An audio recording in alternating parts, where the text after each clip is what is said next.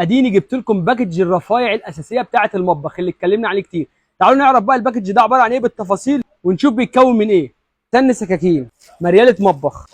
قواعد عشان ممكن نحتاجها نحطها تحت الغسالات او الثلاجات. عندنا الزياته،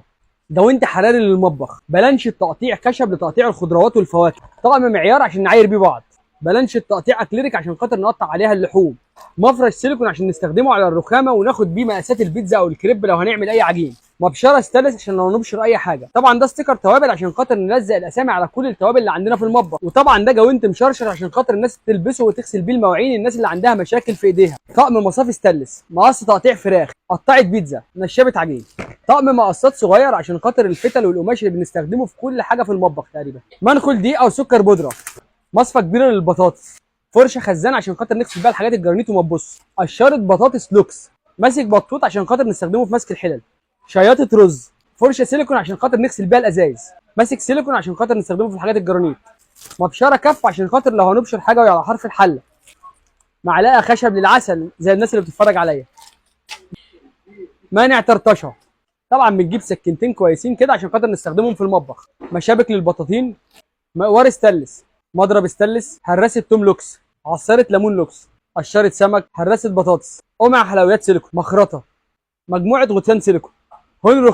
هون رخام، دستة مشابك، كبشه سيليكون وبنصفي بيها الحاجات، ماسك ستانلس للشوي، مساحه للازاز وللرخامه، قوالب تلج سيليكون، منع فوران لبن، اسبونشة لغسل المواعين، قطاعه تفاح لوكس، معالق بلاستيك صغيره للتوابل، شياله سيليكون عشان خاطر الحاجات ما تتجرحش، قطاعه مخلل مشرشره، طقم معالق السيليكون عشان نستخدمه في الحاجات الجرانيت، مفرش حراري عشان نطلع عليه الحاجات البايركس والحاجات السخنه، كيس للشرابات عشان ما تضيعش مننا في الغساله، طقم فوط مطبخ، حامل توزيع بنحطه على الرخامه او البوتاجاز نحط فيه التوزيع بعد ما بيطلع من الحله، طبعا باكت معالق فيه من كل حاجه 6، فرش سلك للبوتاجاز،